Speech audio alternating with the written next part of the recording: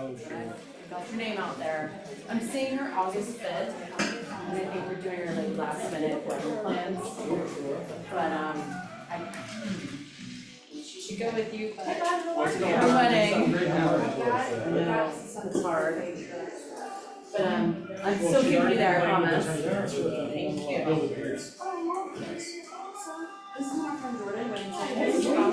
It's a pleasure. I did, and we are in the trenches. It's okay. This is my friend Jordan. Hi, bud, Lori. Fingers crossed. I'm not gonna graduate with my son. Hey, congrats on graduation. Thank you. Go Bulls, you're going to Tennessee? Absolutely, girl. It's going good. We had a decent night. We're happy. Only thrown up big twice. You sell more houses than anybody. I'll tell you what. You're in this stuff.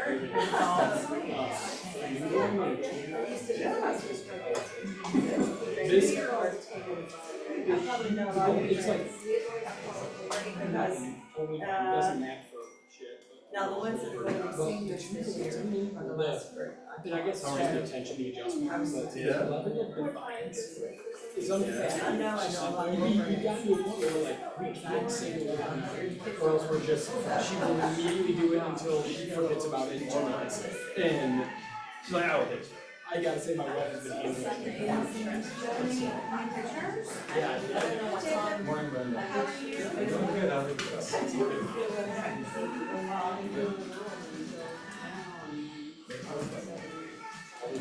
And we didn't feel like, for example, Betty sleeps till 9, we help her. But we've been waking her up at 11:30 before we got here.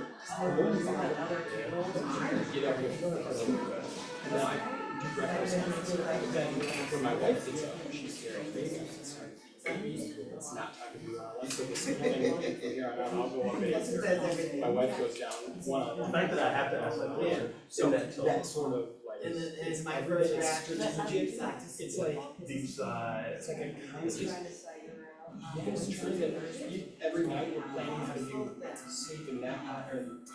Better than baby in the daytime, we're trying to make sure our daughter doesn't spit all over the ground and everything. Keeps you sharp, I'll tell you that. Keeps you sharp. But if you go to the. She still has a contract there, which is a good thing. That's a great name. And so, like 5 weeks, we found that big massive beetle in our yard. It's dead. Yeah, she would have held it with the last year. It was dead, unfortunately. Yeah, so they're just, she's 2 and 5 weeks old, so like 6 last time my mother-in-law's coming back this weekend. So she'll be there like 5 days, but once you're at 6 weeks, Slow what? I'm not talking about it, because you walk on 100%. You go down there and they hand them off and run away, and so it's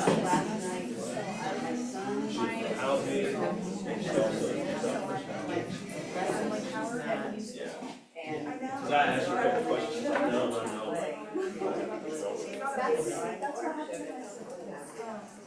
I just want to get started.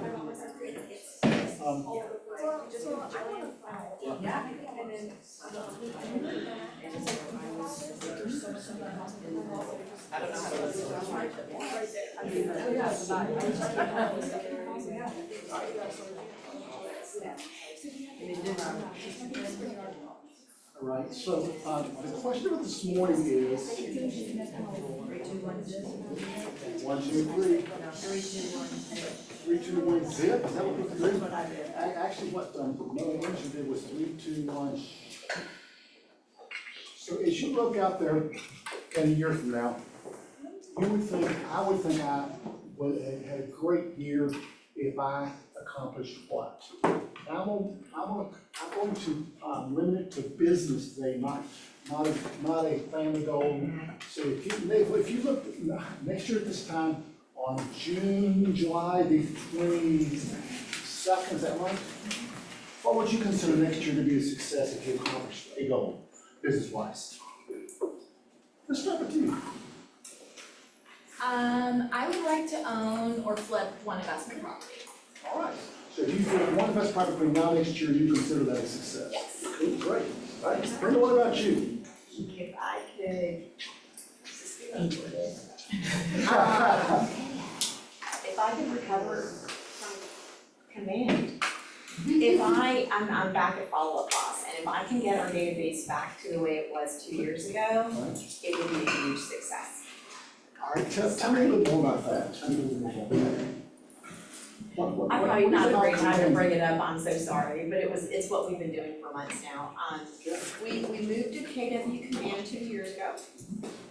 And it's just not set up for teams. It's probably great for individual agents. It's just not really set up for teams, and we've lost just a lot of information going, it didn't go in there correctly. We couldn't find things, we couldn't communicate the way we used to, and we've seen our business, we have not been able to do a really good job. So we've moved out of it, and wow, it's been a big improvement. So we're still, I think it was gonna be a year before we completely recover, so that sounds crazy, but that will, I think, will boost our business big time, so. That's a great one. What about you? What would next year look like if you did this? Would be a huge success. More on line with investment properties. They stabilize with properties and be more disciplined with my books. Okay. Right, so that it's profitable, paper, and cash flow wise. Looking forward to retirement, there's some goals I've set aside for each year that I want to hit for funding my retirement and the business that's been. Being ahead of my goal, I'm working on funding retirement, I'm doing a good job of that, but just to have my business goals ahead so that I can accelerate that. Selling my house and buying the big piece of property in South Georgia. Ooh, I like that one. I like that one. Reed, anything on my for you? Well, it ties back into, retirement and that sort of thing. I think for me, and the numbers lead toward that, would be, to have done at least 100 transactions, which would be not a big number, but, for about 30 million. So, I mean, that would, I would feel like it'd been a much better year. I like that. Okay, you're next. What would make the next year's success for you? Business-wise. Same. I like it. I like it. What about you? Same. 100 transactions. Okay, I like that. I like that. Just to keep growing in my business, getting more knowledge, and then being able to help my clients more, and like to double what I'm doing. Double. So double would you feel like successful? I'm working on retirement. There's some catch up that I need to do, so that's what I'm focusing on. Working with retirement. Well, I'm retired and now I'm and here I am, so. You know what's tough, Jim, is I think that for some of us that are, In the golden years? I won't go, probably not quite that far, but we are starting our retirement. It's tough when you have a couple of years that you just have to maintain and you can't work toward the goal. You have to go, okay, I can't gain ground right now, but it's okay that I'm where I am and I'm content with where I am. I'm not going backward, you know what I mean? So. Great, I love that.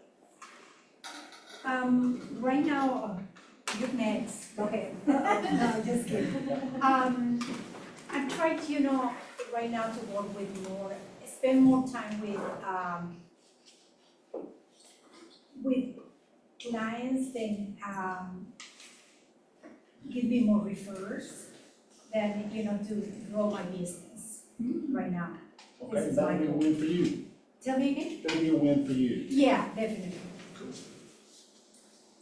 I'd like to see at least like 300 followers across accounts, you know, whether that's on, you know, majority one or just even spread, I think that'd be a good.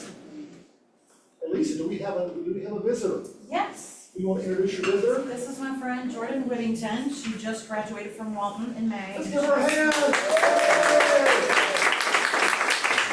Who remembers graduation in high school?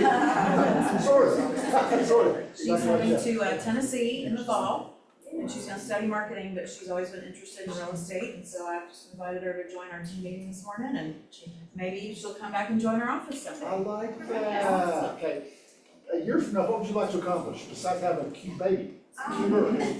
Well, everybody's like double. I haven't sold a house. I got licensed less than a month ago, so. Can we give her a hand for getting licensed? I love it. Congrats, we love it, okay? What about you on the back row? I think it would be a big success if I can consistently stick with listing agents on the transactions that I'm working with. So in terms of, you know, servicing them really well and following up and trying to capture business that way.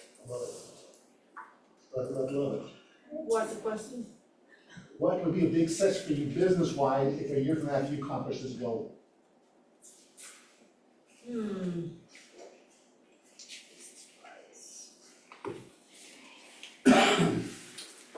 So I've hit a goal, without me doing a lot. And one of my goals was to be able to retire in the tropics and have a place in Florida. So that has widely taken care of itself. So what would be a huge success is if next year I had a X amount of dollars in my retirement accounts where I know I can go retire and not worry about it. Cool, I love that. That's great. What about you, Sean? Recruit 84 agents to the office and increase the production of our bottom 25% by 50%. Like that? Very clear. Measurable. Very ambitious. Okay. Anybody else want to talk about what they would consider success? That hadn't spoken yet? Anybody? What's yours? So interestingly enough, I had two, I can't figure out which, y'all help me figure out which one. I would love for us next year at this time to be in office with 325 agents. That would be back to where we were before we started losing agents. But more than that, I'd love interest rates to be at 5.75 and the market just be thriving. Why not just? Which one do you think is the best one? Interest rates, if that happens, more agents will come into the office, but they'll only back to real estate guys. But guys, so I tell you to write those goals down and put them in a way someplace and just see if you can do it in the next year. Okay, let us move on. Our partners, Thomas and Brown, come on up, Gary.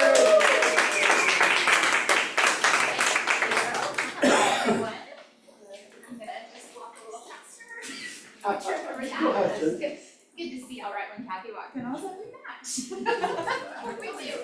Well, it's great to see y'all. I'm Carrie with Thomas and Brown, if we've not had a chance to meet yet. So we have a couple of things coming up. If you're going to Mega Camp, we are going to have our annual event there with some other KW offices on the 11th at the Thompson Hotel. It's going to be a lot of fun. I think we have usually around 100-ish people there. So it's a good time for networking, cocktails, food, you know, coming in from the heat of San Antonio. So that's upcoming. And then we have our next CE class with Cheryl is going to be in August because this month we just had ours last week, I believe. So on August 14th, we're going to do back to basics with the contract, talk about steps. It's really kind of an overview of just a lot of good stuff that CE credits always.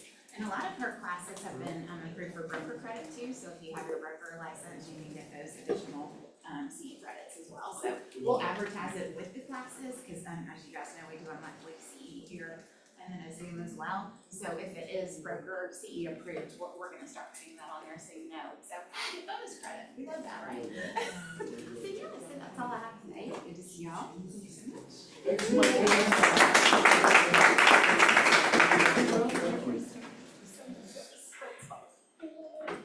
And next we have Silverton and Supreme. I think it's Silverton today. I think you're right. Come on up. Good morning, everyone. Hey, Greg, let's get So a couple of things things, somebody's gonna get some honey. So I wanted to tell you guys, I want to remind you, that there is 100% financing out there for your clients. And I've got a client that we closed last month. Actually, the weird thing is, he is a partner in one of the big 4 accounting firms, but he had been through a divorce, his cash was limited. They bought a $565,000 house with 100% financing. Wow. And then 2 months later, he made partner, and now we're gonna finance a rental property in Columbus, because he actually needs it for the tax write-off now, he didn't need it before.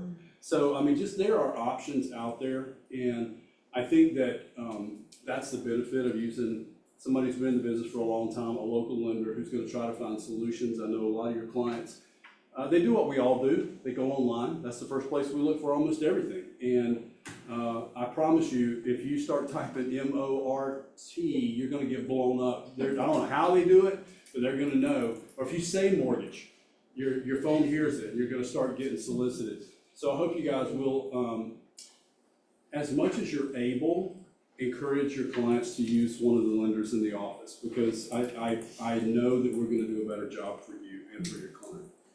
So on a non-business note, I've got all those beehives back at my house now. So a friend of mine has beehives, and just for convenience sake, they were at my house for a couple of years. We've got some property there, and he moved them back to his house about 5 miles up the road because of convenience. He needed to work on, it takes a lot of work to maintain beehives. I don't know if y'all know that. But then his neighbor on this side complained because the bees were draining their hummingbird feeders.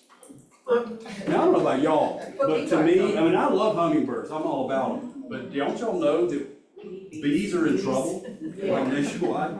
So anyway, I don't know how he got them calmed down, but then the neighbor on the other side got upset because the bees were dying in their swimming pool.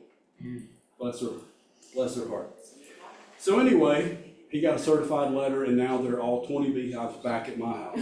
So they're not like right up next to the house or anything, but it's super cool because we put water dishes out with a rock in it every morning, and there'll be bees all in them, and we walk right up to them, refill it. The bees don't mess with us at all. I cut grass last night, I was within 20 feet of the house, and they weren't messing with it. Bring them in. I won't try that very often. Bring them in, show and tell next week. There you go. So anyway, this is 5 pounds of honey. This is a lot of honey. And this one is, this was the last honey that came from the hives when they were in my house. So it has that distinctive Clark, wonderful flavor to it. And then these are actually from last year when they were at his house. So now I gotta figure out who to give it to. Y'all have business cards? That's the easiest way before I make anybody mad.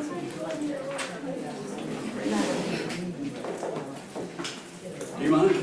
I want to. Jim says, I don't mind, just bring me one. No, I do everything electronic. None? I don't have any. Yeah, I don't even read. Okay, tell her right there. Anybody got an extra card that Jordan can use? We'll write Jordan's name on it. I read here for Jordan. Yeah. I'm gonna be honest. Who's got, who else do I have? This is for Jordan. Look at you. Anybody else? Don't have business cards. Sounds like a training opportunity, Sean.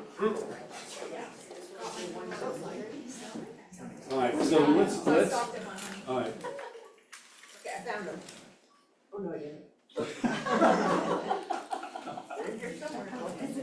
That's like the clown car, how much Yeah. stuff can come in. All right, Heather, you gonna draw? I usually use them all the time. Just put a credit card in there. We'll get you an extra one if you put a good one. You can draw it. No, you draw. Okay. Don't look. Yeah, you draw it. As a clear roll. And they said they get 4, 3, 5. Authorities. So Jordan. Jordan. Oh my god, yay! Jordan, do you like honey? I do. I was just saying, I started shopping at Kroger instead of Publix, and it's been the biggest value saver. And last time I was there, they had a sale on honey. So my pantry is overflowing with. Then I'll give you a small one. Okay, thank you. This is better. I have heard it's really good, natural honey for your immune system Boy, if it comes from a Have y'all, local. have y'all having allergy problems? Man, like the last 2 weeks, it's been rough. Alright, still not. Every morning. Yeah, A spoonful a day will help with the allergy. yes. Kathy, You want, are you lobbying for the big one? Well, I will say this, now let me say this. Kathy also lobbies for me with her clients very strongly, so I really appreciate you getting the big There you one. go. It has nothing to do with the fact that I can't do the big one. My daughter's a beekeeper. I haven't gotten Really? money from her, but Charlotte.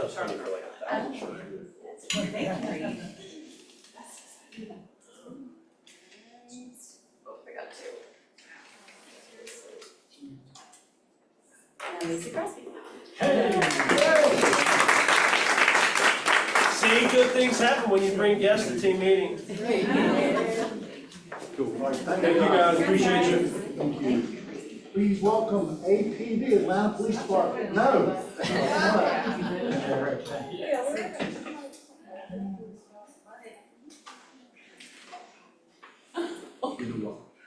You wanted to, or you like bringing it up? Yeah.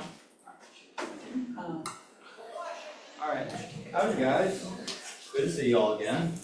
Very familiar faces here, but nonetheless, I'm glad you guys have donuts and fruit in there. There's vegetables in there too, just by the way, be healthy now. I got a lot of, bad snacks in there, I'm sorry.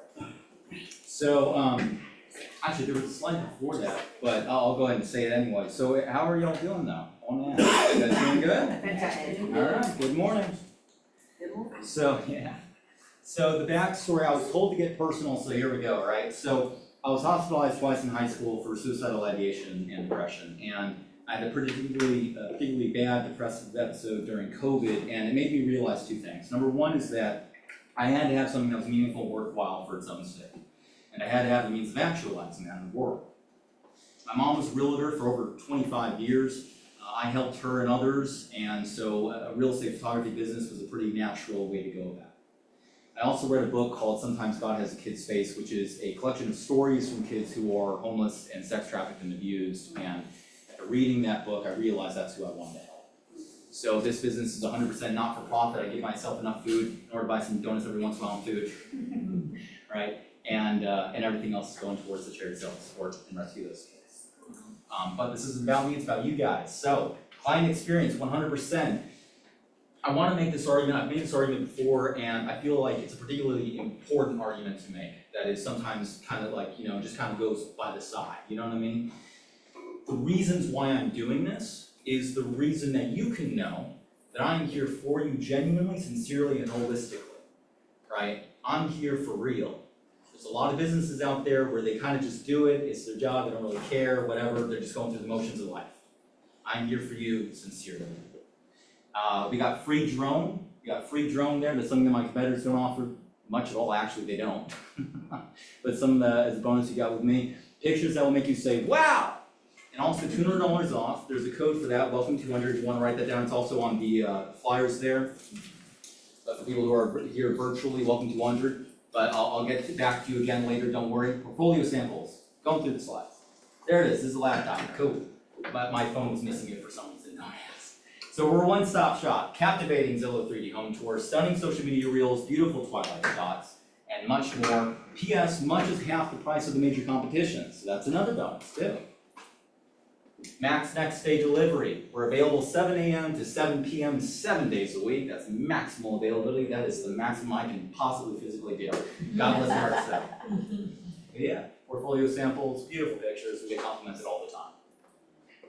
Contact, last slide here. All right, so my name is Jacob Simon, in case you missed it. There's my phone number, 404-808-4994. AtlantaPhotoDrone.com. It's a little cut off there. My apologies. That's the website. Now here's the important part.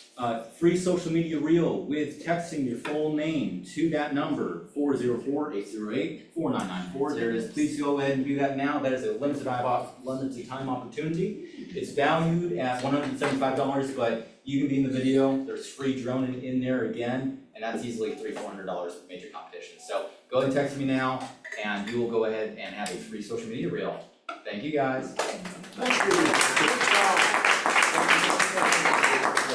Hey guys, so one of my continuing goals for this office is for you all to sell our real estate, but also grow wealth. Because guys, the good news is as I hear people talk about wanting to retire, and I hear that, I want to retire.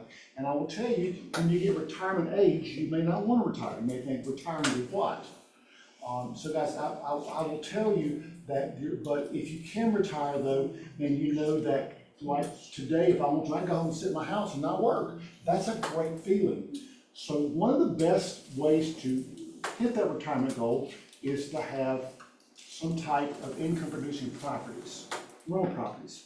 And Jordan understands that as well as anybody that I know. So I asked Jordan to come this morning and spend a little bit of time talking about how if you look at this house for $385,000, how do you know it's a house that'll actually work in a rental program? How do you know that? What are the numbers looking? How can you look at it and go, well, I asked Reed last night, because Reed has a few rental houses. I said, Reed, it used to be that if a $385,000 house, you could guess about 1% would be what the rental amount would be, so $3,800 and some dollars.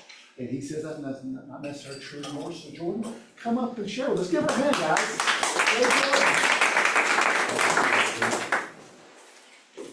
Hello and good morning. I think I know a lot of you in this room, but if I haven't had a chance to personally introduce myself, my name is Jordan Rush. I have been an agent for 4 years. I've been at Quan my entire career. A little bit of background on me is I actually got my real estate license when I was 20 years old. So when you're 20 years old, you don't have the biggest sphere of influence that's ready, willing, and able to purchase homes. Even 4 years later, still, most of my friends cannot buy homes, which really made me kind of get creative with who I'm working with. And I dug deep into learning the investment game and working with investors and really built up that skill set. And now I have this amazing pool of buyers and deal flow that I otherwise wouldn't have had. Back in January, I actually started a property management company, and now I help people manage their greatest asset, which has been really fun. So, alrighty, here's our agenda for today. We're gonna talk a little bit just about the investor approach and how investors operate, some basic formulas that investors use, how to actually underwrite a deal, how I'm analyzing my deals using AI, cash flow expectations, and then other ways that I'm leveraging ChatGPT in my professional and personal life. So, investors, it is not emotional, it is all about the numbers. When I'm working with a traditional family, I walk into a house, I go, where are you gonna put your Christmas tree? Or, you know, what room is gonna go to what kid? With investors, they don't care about that at all. It's all about the numbers, which is really great because you're not dealing with that objection of, oh, this house is great, but it just doesn't feel right. That's not the way investors operate. If the numbers work, they're gonna buy it. There are different types of investors, and you need to know either who you wanna be or who you're working with. Flippers those are typically the people, if you have a listing, they're calling you, they're annoying, they're asking, you know, $100,000 lower than your offer price. They wanna get it low, fix it up, and flip it. They're not loyal to agents. They're typically not gonna sign an exclusive broker engagement agreement, but they can still be good clients. Fix and hold or long-term, those are people that are rentals. They see the value in long-term real estate and they make really good clients. A good deal looks different to different investors. So you need to ask, what are your goals? Is this a goal that you have to fund your retirement? Is this something you are trying to flip and get a big chunk of cash for a different investment goal? You need to ask and get really specific with your investor on what they're looking to accomplish. And how many investors actually have goals? All of them. Huh? Yeah, I would say all of them. And Really? Okay. I think though, dive deep, don't just ask. I mean, everyone wants to make money. Everyone with a pulse wants to make money, but ask why, you know? Is this gonna be an investment that is going to put your kid through college? Is this funding your retirement? Do you have something special, a vacation, a wedding? What do you need this money for? And really dive deep on their motivation level. So there are some just basic formulas that you need to know if you're gonna work with investors. Just super quick, cap rate. This is a metric used to calculate rate of return. Typically, it's between 3 and 10%. It's found by dividing net operating income by your property value, and it's a percentage. So if you have a property that makes $36,000 a year in rental income, $12,000 in expenses, you subtract 36,000 minus 12,000 divided by the property value to get 5.3%. Typically, the higher the cap rate, the higher the return on investment. The lower the cap rate, the lower the return. Typically, the higher cap rate, higher risk, lower cap rate, lower risk. You have a question? That's positive rental income that's like after expenses, rental income. And then is operating expenses, is that like cost of fixing things, or is that like the mortgage? This is everything it costs to own the property. So that includes your mortgage, that includes your taxes, insurance, repair costs. So gross rental income, that's, just very simple. If your house is making $3,000 monthly and rent, that puts you at $36,000 minus $12,000 to get that 5.3%. Nice, thank you. Cash flow, this is primarily, we talk about this with rental properties. Monthly income minus monthly expenses. If you have $2,050 in monthly rent, $1,200 in expenses, your cash flow is $850. Cash on cash return. This is the measure of the return on cash invested.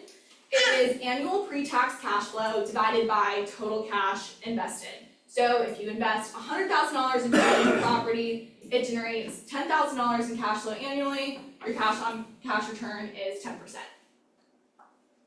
So as you look at cap rate, the cash flow and this, what's the difference between the three? Is that a good question? That's good. Is everybody confused about these three? Do I understand? Everybody got it? Well, I think too, depending on what your goal is gonna depend on what metric you're looking at. So for cash flow, that is something it's important to look at, but if you're comparing a property that's $300,000 and one that's $900,000, in theory, the one that's $900,000 is gonna cash flow a lot more. It's hard to compare cash flow, but if you could compare cash on cash return, you can compare a $300,000 property to a $900,000 property income-wise much better that way. Does that answer your question? Who can explain this right now to their client? Cool. Just like real estate school, you gotta have it on paper, and you gotta be able to refer to your notes, right? I think it goes back. For starters. It goes back to what Jordan started with though. Yeah. What are you trying to accomplish? Yeah. Because everything's driven out of that. Like Jim, what you were doing to get those rental properties, because it's a long-term hold, Yeah. it's cash in the future. And appreciation, but the main thing is cash flow in the future, I think. Or which was it? And that determines which of these formulas is more important. Yeah, and I don't get too bogged down in the actual formulas. I think it's important to know them. If you're gonna work with an investor, you need to at least be aware of what these things are, but I don't get too bogged down in the actual formula piece. So that's what they do. Yeah. How many of the clients that you work with run their own numbers, and how many of them ask you to manage the numbers and the equation for you? Most of my flippers run their own numbers, which I love because I feel like, all right, it's not on me to get a contractor out there and make sure that the repair cost is accurate. I'm presenting you a deal, I think it'll make money, you can run your own numbers and determine your own risk. Now, with my rental people, they rely a little bit more on me to calculate their rental rates and find what rental deals make sense. ARV, this is most commonly used with flippers. This is your after repair value. Basically, the value after the house is all fixed up. An example, if you buy a property for $350,000, you spend $50,000 on renovations, that $50,000 brings the value up to $500,000, your ARV is $500,000. All size deal. There is the math component, which is the formulas that we just went over, and thank God I was born in an era of computers and calculators because I'm horrible with math, I can't do it for my life. So I will always just plug these formulas into ChatGPT or some kind of calculator, but it doesn't matter how good your math is, how good your calculator is, if you have the wrong assumptions going into these formulas. So that's what I spend most of my time with, is the assumptions and making sure that the numbers I'm plugging in are accurate.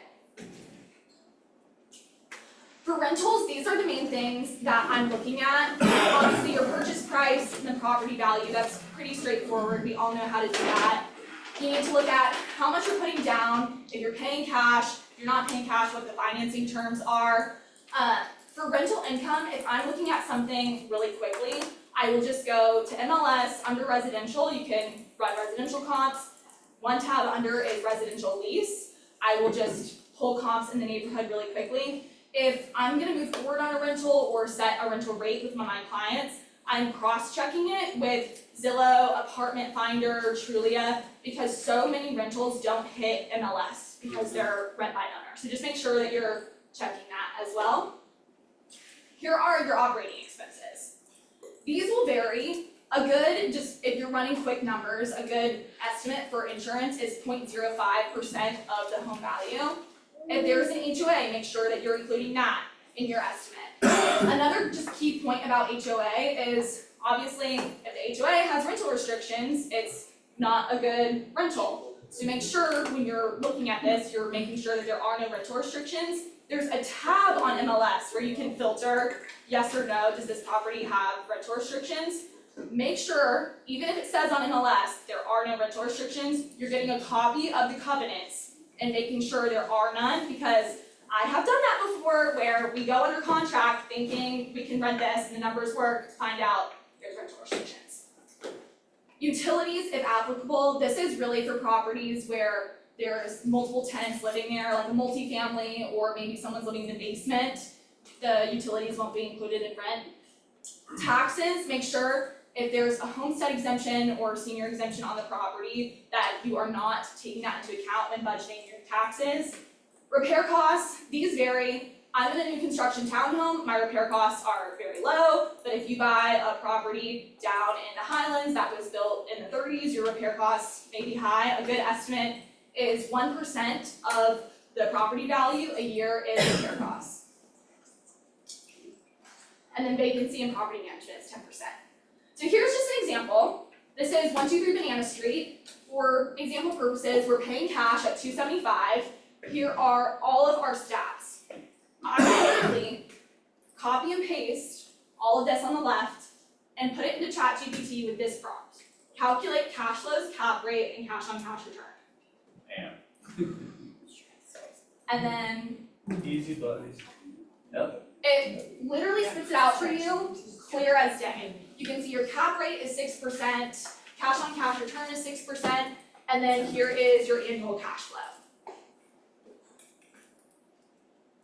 Again, clear as day, puts all of the stats right there for you.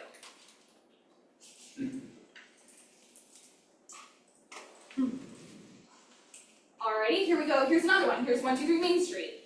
Again, I copied and pasted this, put this into ChatGPT, and this is what it spit out. And then if you go forward, and we can get even more in the weeds. We can say, now compare 123 Main Street to 123 Banana Street. And it literally will compare them side by side, and you can see. So, I don't know if y'all can see if the font is too small, but looking at this, what do y'all think is the better deal? Wait, move that. Oh, she's trying to blow it up. Press Control plus.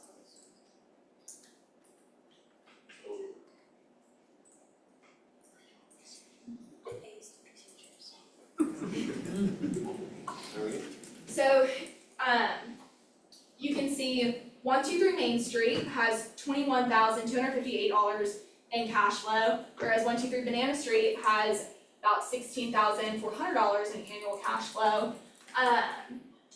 Their cap rate for 123 Main Street is 6.16%, the cap rate and cash return for 123 Banana is a little bit lower.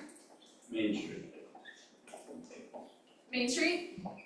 Yeah, I mean, I think it again depends on what this investor's goal is. The other one's got it below. Depends on if you have $345,000 or Exactly. $275,000. Exactly, I mean, you're gonna have higher cash flow at this one, but I would hope so, you're investing a significant more amount of money. So again, just ask those investors, what is your goal?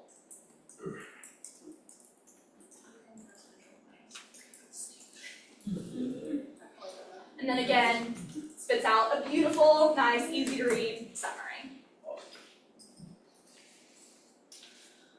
It is really important when you're working, especially with entry-level investors, to just manage cash flow expectations. I feel like on Instagram, TikTok, I'm constantly seeing these videos of people that are like, I'm cash flowing $2,000 a month passively from my rental properties, which may be the case, but most of the time they have either owned that property for a really long time or paid cash or put a significant amount of money down.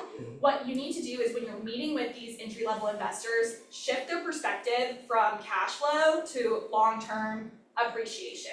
Don't get so caught up in the cash flow. Cash flowing takes a lot of time and money.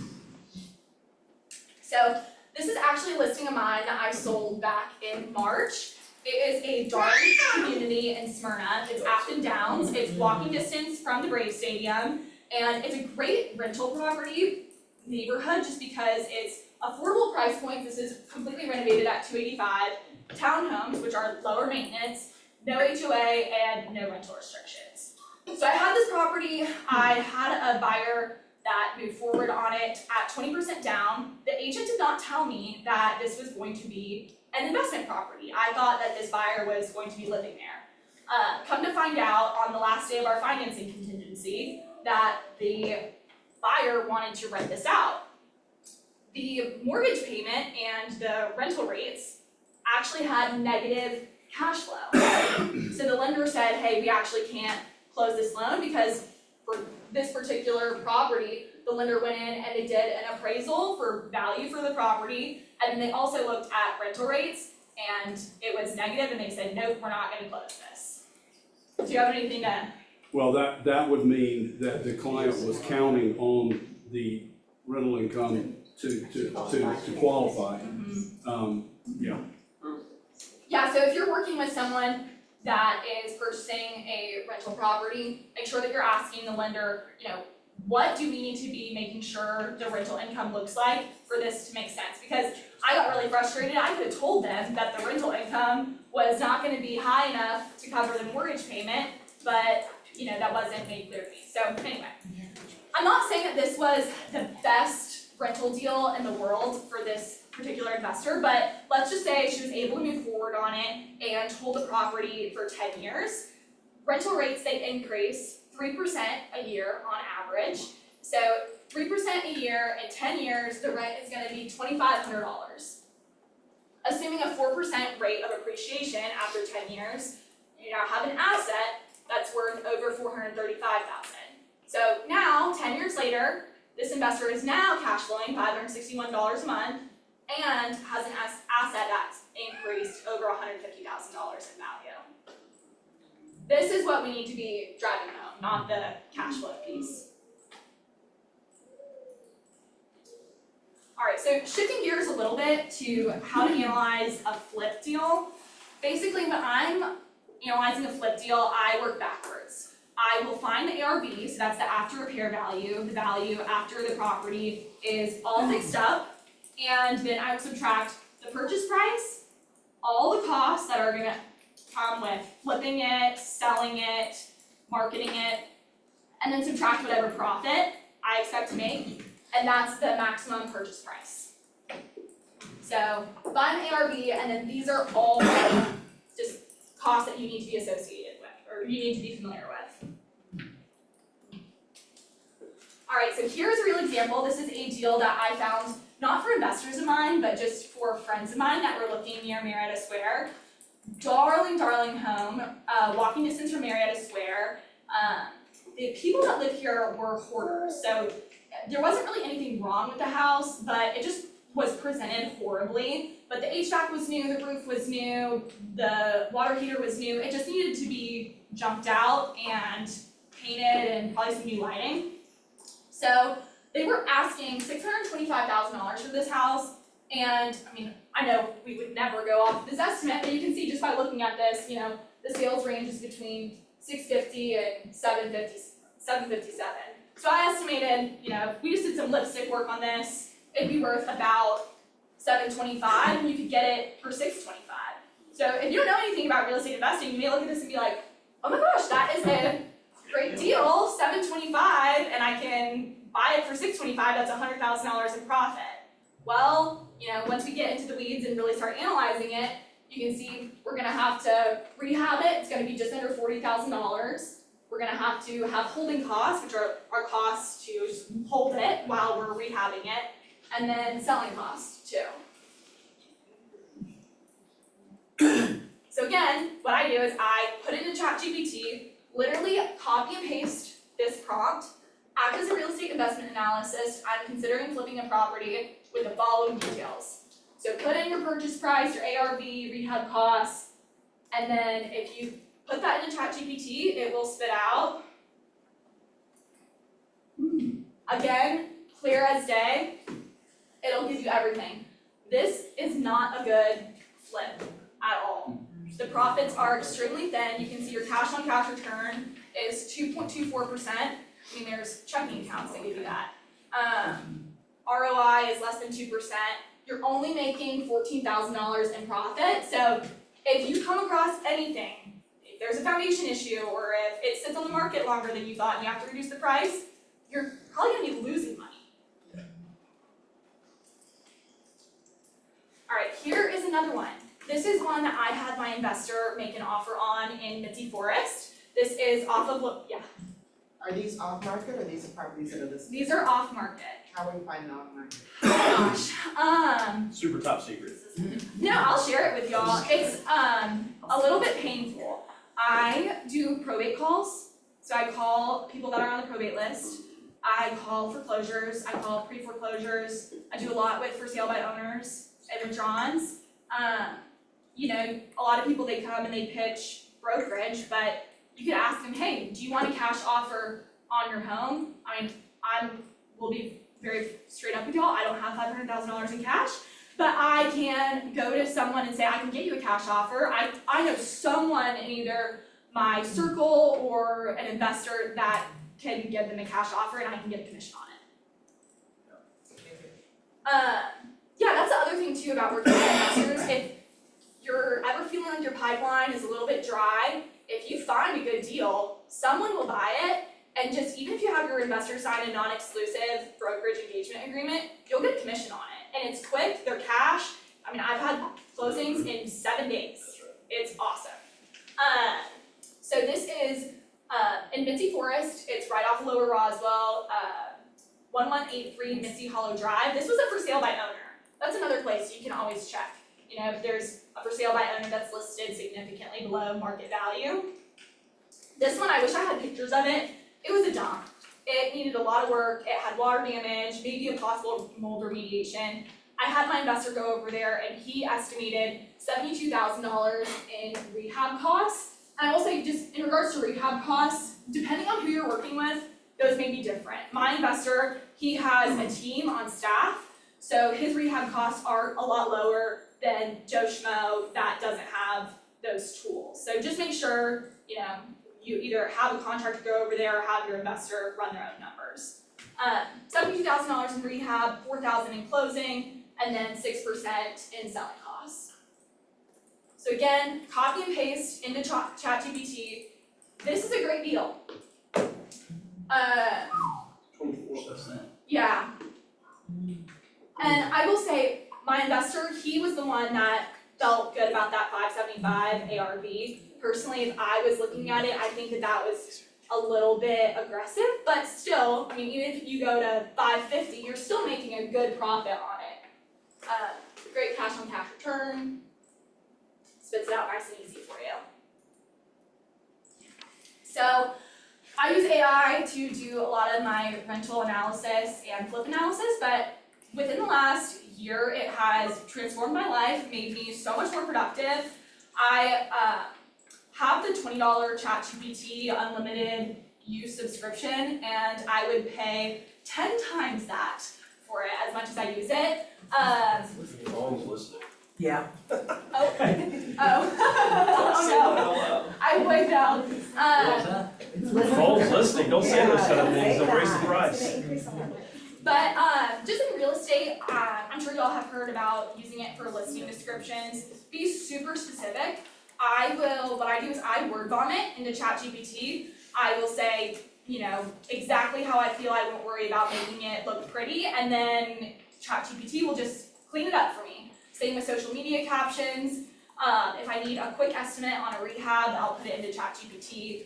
Composing emails, I literally sent an email. I didn't know how to say this nicely. I wanted to say there is no way you're gonna get $500,000 for this house. It smells like cat pee and is disgusting.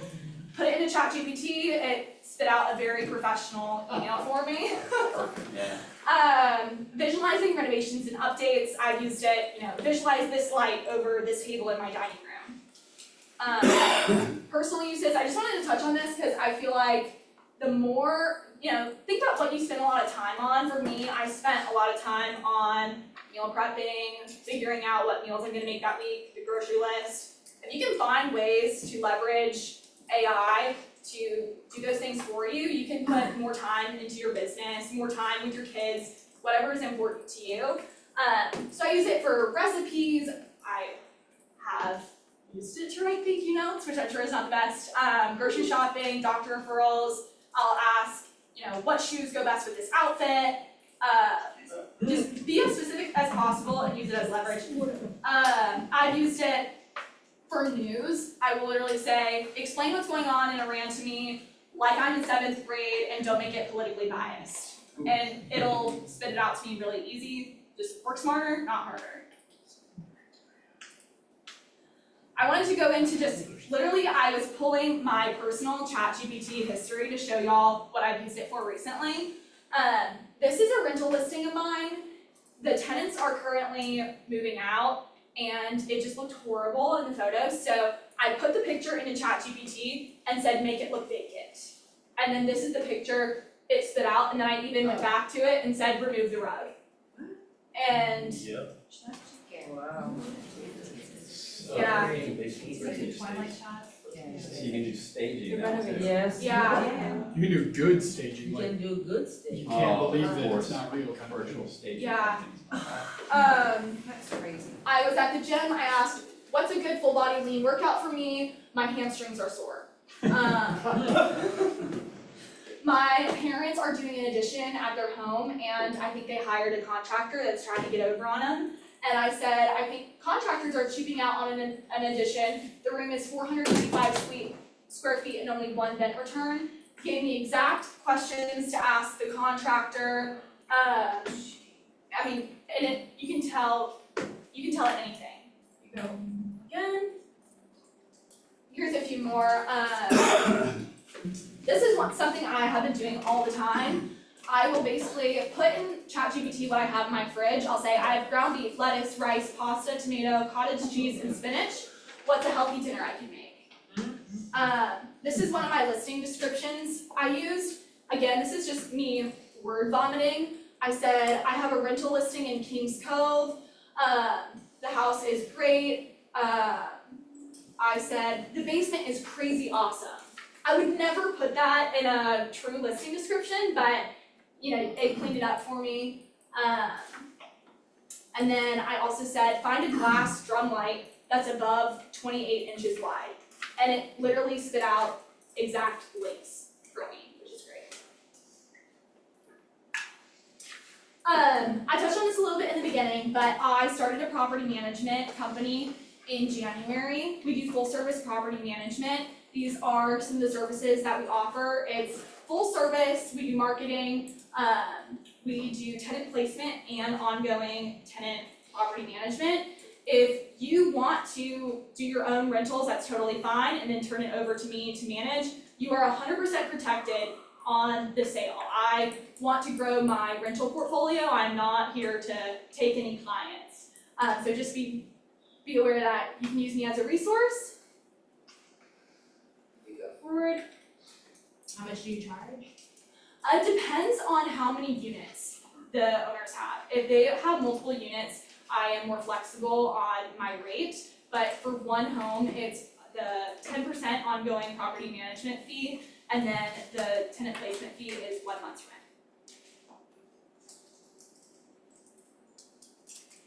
So like I said, your commission is 100% protected on the sale side. We actually sign referral agreements at the time that you send me the referral. There's a spot on the property management GAR form where it says, you know, if this tenant buys this house, how much commission will you make on it? I literally put 0% in that box. I'm not trying to take the client. I also pay a referral fee on the property management contract. The first property management fee you will get for a referral. And then if you're ever showing someone that is looking to buy a rental property, please let me know. I'm happy to run rental comps for you and send them to you so you have those for your client showings. Are you gonna share this with us, or is this like? I can, we can send it If you're out. willing, I was just curious. Yeah, I can send it. I'll send it in the recap. Okay. And then this is my information. This is my email and my phone number.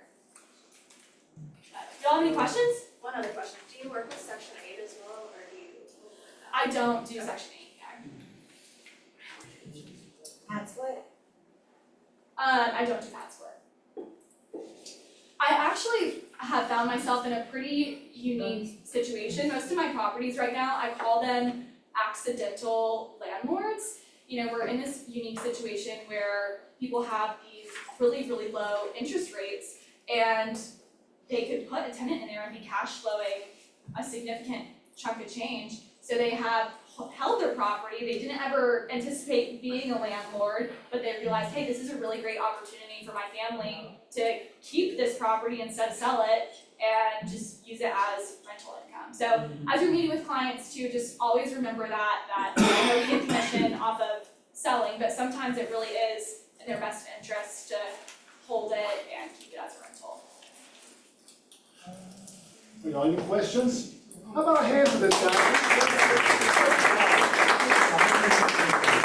Okay, guys, a few more things will be out here. I have one more thing to talk about. Understanding how your sale can rest on the foundation of a house, July 24th, 10 to 1. Is it for secret or not? Yes. It is secret, is that just a place? Great. Anyway, that's coming up, guys. Guys, and this is something, this lady came to me from Region and was told that she is using AI incredible way with social media. If you have to attend this, you can. It's 11 to 1:30, lunch and in person only, and that is coming up on the 3rd of this month. She is in the Columbus office, I believe. I'm south of here, but she's looking at fabulous. Will that be recorded since it's during the same time as Rawls stats? Oh, sure, yeah, we record, we do that, that's fine, okay? And guys, speaking of the stats, our own Marjorie is going to be interviewed by Jean Rawls at the very end of the stats this time, so I would encourage you to come to hear Marjorie's story. She will be there. They asked her if they could interview her, she said yes, so that'll be happening also on the 30th, so it's gonna be a full day, so anyway, just know what's going on. Guys, this has been put on hold for right now because we're doing a little bit of a snag, we're gonna fix it and get back to it. And don't forget to tag Quan's public Facebook page. Yes, ma'am. Can I do one announcement to say thank you for all the support for the school drive for the Cobb County Sheriff's Department? And a big shout out to Supreme's Foundation and their $1,000 donation to the Cobb County Sheriff's Department. Thank you all for the money dropped off and donations that were made. And I had a big shout out to Christy, because she really stayed behind us and made it. Well, they're bringing policemen in, I mean, it was hard work, having to talk to a few She policemen. did that, and as so many of you all do, you get back in the office and everything. So let's give Christy a big hand. Last but not least, come on for lessons, and we'll do that next. And I have one more question. Good morning, everyone. This is as real a time lesson learned as you're ever going to get. As we're sitting in team meeting, you all have this email. but I'm gonna bring it to your attention right now. The FMLS has just sent out an email, everyone has to reset their password by 10:59 PM tonight. Alright, the company called Cotality that formerly CoreLogic, they were hacked last night, so everyone needs to go and reset their password. Like, as soon as we get done with this meeting, go do it, knock it out. Yeah, for FMLS, yeah. So go in and reset your FMLS password. It really sucks because I've had the same one for like 10 years. So, yes ma'am, Just add a digit to the, after your you password. can do that too. I mean, since it was hacked, I'd probably just change it all the way Change it around. all. Like, you know. I'm that person that uses the same password for just about everything. So if you do that, don't do that, alright? Don't do dumb things like I do, because I think you just experienced some issues with people hacking your stuff.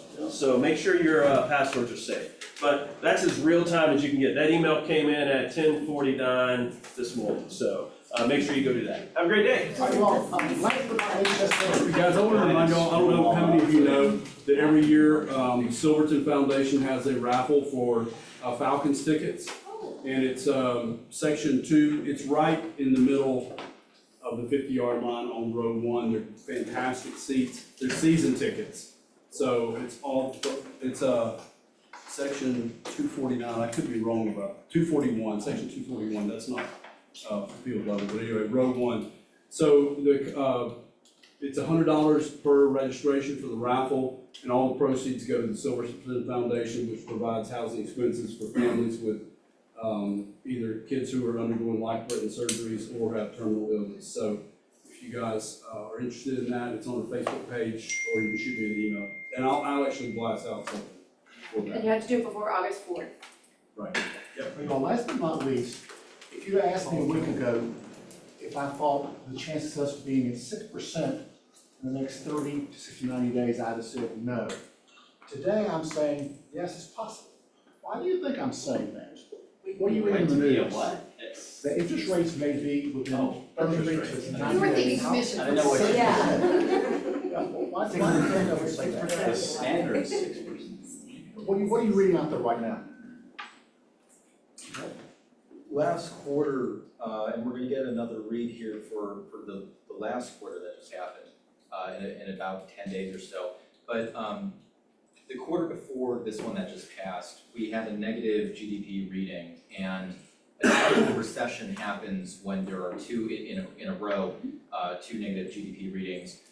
I'm gonna go ahead and make a bet and say that last quarter that just happened is gonna be another negative GDP reading. So if that forces Jerome Powell's hand, that's gonna be an interesting sort of thing to witness. But again, sticky inflation, so it's kind of a F did you do, F did you don't sort of situation. So we'll see what happens.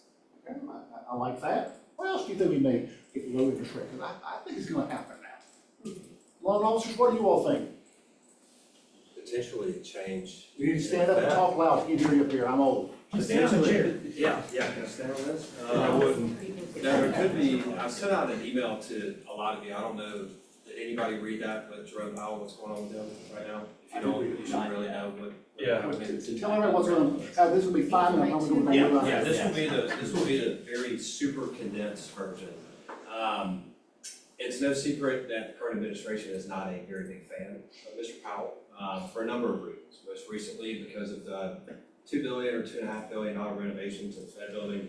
I don't know how much research you've done into it, but marble countertops, they call them waterfalls, whatever. Seems a little bit excessive. So, the current administration thinks that Powell missed the boat for cutting rates directly after COVID. Spending or printing $7 trillion and giving that out, just by definition is inflationary. So you're looking now, and headlines are what's going to move the market. So most recently, I can't remember if it was late last week or if it was earlier this week, where certain GOP members have brought criminal charges against Fed Chair Powell for negligence and perjury in regard to the Fed spending with the renovations. There is a guy, his name is Kevin Warsh. If you don't know that name, I would get very familiar with it. He is wicked smart. He graduated top of his class, Stanford Business School. He got his JD from Harvard in '95. He also was appointed by the Fed when he was 35, which is He's the youngest person to ever have that happen. Bush and Obama consulted him on world markets, very similar to Jamie Dimon. If you don't know who Jamie Dimon is, he's the head of JP Morgan Chase. They bank the IMF, countries, $10 trillion a day they circulate. So this guy is no stranger to the Fed and the inner workings of that. And it's fascinating to see that one of the Fed's own, Kevin, speak out so vehemently against Powell. So if you want my personal opinion, there's no guarantee that this happens. I think that this equates pretty similarly to tariffs in the sense that whenever they were first announced, they were going to be these really big numbers. Turns out that they weren't really that big. I think that the same thing is happening right now where they're calling, can we fire him? The reason why they brought the charges against him is the only way that the Fed chair could get removed if it's for cause. So if they deem that he perjured himself in front of the court, by law they can't remove him. That's never happened before. So the likelihood of that happening is probably 2%. If you had to put a number on it, but I guarantee you that all of this being leaked, if you want to call it that, is putting pressure on him to cut rates and to cut them quickly. If it doesn't happen, Jerome is like 71. There's no reason for you to do this if you're going to get attacked constantly. And if that happens, then Kevin Morse is someone to really get familiar with. So he's the favorite. It does cut rates though, that's inflationary, right? We're seeing a bump in that recently with recent inflation readings. It's not, you know what I mean? Yeah, I mean, so that's where everything kind of gets convoluted, because if you ask the current administration, they're gonna say that they instituted massive tax cuts, they cut government spending, the terrorists have generated, $100 billion, so, and if you go ask anybody else, if you ask the average consumer, inflation is still very well alive. So the truth is kind of somewhere in the middle. Right now, I think frankly that it's more of a political chess match than it is anything. So it's if you have anything to add to that, I mean, there's no way of knowing 100%. All right, hold that thought and say, Kyle, what do you think? All that. That was All right, Kyle, I'm never too worried. I like it. I wrote that. All right, you do. I think sometimes we live in a world where the end justifies the means. And if you're a person who wants to see rates come down to stimulate real estate, then you're going to celebrate something like this. The problem with it is, in my opinion, and there'll be some of you who disagree, politically motivated things like this are a sword that cuts both ways. And we like it when it benefits us. We don't like it when the same tactic is wielded against us. Stuff like this makes me very nervous. Now, the Fed is in the history of the United States, a relatively recent creation in the early 1900s. It doesn't necessarily fall under the separation of powers that came in the Constitution, where the judicial, the legislative and the administrative branches had separation of powers and there were checks and balances. But to some degree, it should be autonomous, right? And that's what the hope was when it was put in. It disturbs me when I think that these are politically motivated decisions. Now, it could be that Jerome Powell's the worst Fed chairman that's ever been, right? He was an attorney, didn't have any really financial background. Right. Well, who appointed him though? Yeah, exactly. Right, so I guess he might need to go.